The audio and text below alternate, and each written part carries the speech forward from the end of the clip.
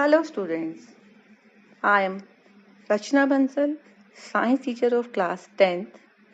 Today I am going to tell you about some basics of life processes and then I will discuss nutrition and its types. Students, all of you know the body of living organism is made up of many kinds of organs like lungs, liver, heart, kidney, etc. Which in turn are made up of various kinds of tissues to perform various functions. Tissues in turn are made up of many kinds of cells. So, in order to maintain such a complex and ordered body structure, the living organisms have to perform various life processes. So, now we can define life processes, the processes which together keep living organisms alive and perform the job of body maintenance are called life processes. For example, growth, nutrition, respiration, circulation, excretion are some of the life processes. Today, I will discuss about nutrition and its types. Students, all organisms require energy in order to stay alive, and it is used to do various body functions such as thinking, moving, growth, breathing, reproduction, etc. Can you tell me from where does this energy come from? Yes, this energy comes from food you eat. So, the whole process of intake of food is known as nutrition. Now, nutrition is divided into two categories. Number one, autotrophic nutrition, and number two, heterotrophic nutrition. What is autotrophic nutrition? Students, the mode of nutrition in which organisms can prepare their own food is known as autotrophic nutrition, and it is done by green plants. While in heterotrophic mode of nutrition, the organisms do not possess the ability to prepare their own food.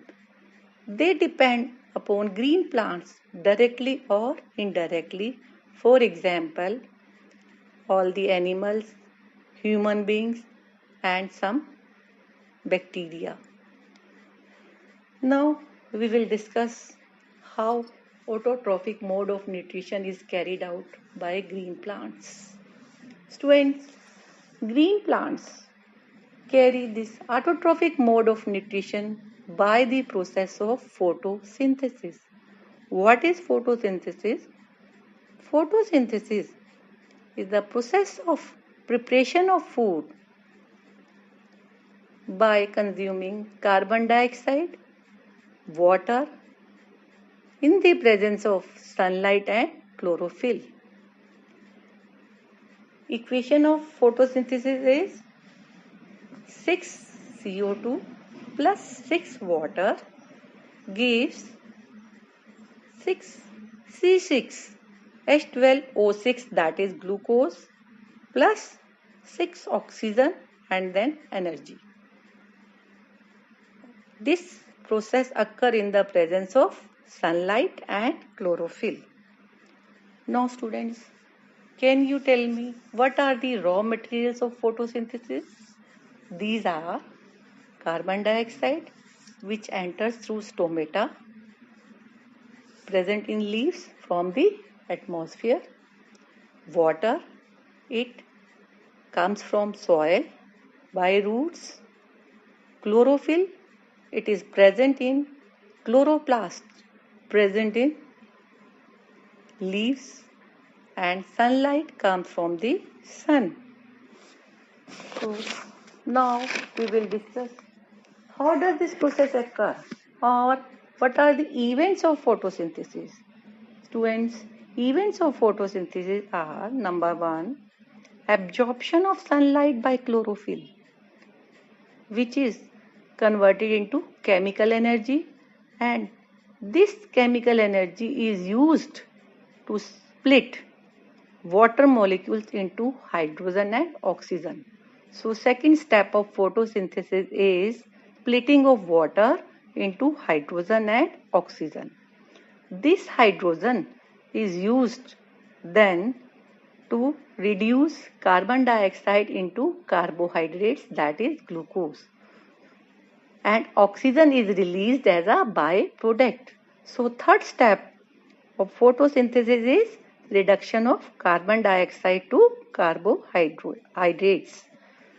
Now students, I said that carbon dioxide enters through stomata. Now what are stomata?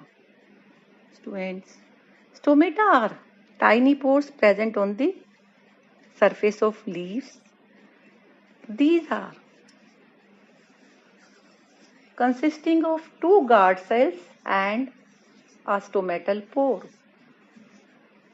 The guard cells are bean shaped and they contain nucleus, cytoplasm and chloroplast in them. What is the function of guard cells? Guard cells help in regulating opening and closing of stomata. How does this happen? When water enters guard cells, they get swell up and stomatal pore opens. While when water comes out from guard cells, they shrink and stomatal pore closes. In this way, stomata help in exchange of CO2 and oxygen by closing its stomata and opening it. Now students, we will discuss about heterotrophic nutrition. The mode of nutrition in which organisms cannot prepare their own food themselves, but depend upon green plants directly or indirectly for food is called heterotrophic mode of nutrition. It includes three types: holozoic mode of nutrition, saprophytic mode of nutrition, and third, parasitic mode of nutrition. What is holozoic nutrition? Holozoic nutrition involves intake of solid food, and depending upon the type of food, this kind of nutrition involves three types of organisms: herbivores, carnivores and omnivores. What are herbivores? All of you know that all plant-eating animals are called herbivores, like cow, buffalo, deer, etc. And carnivores are flesh-eating animals. For example, tiger, lion, etc. And what are omnivores? The organisms who eat both plants as well as animals are called omnivores, like rat, dog, bear, humans, etc. Now, what are saprophytes? Those organisms which feed on dead and decaying organisms are called saprophytes.